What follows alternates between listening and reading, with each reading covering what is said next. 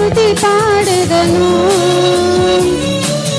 ఆరాధనకు యోగ్యుడా నిత్యము స్తుతించెదము.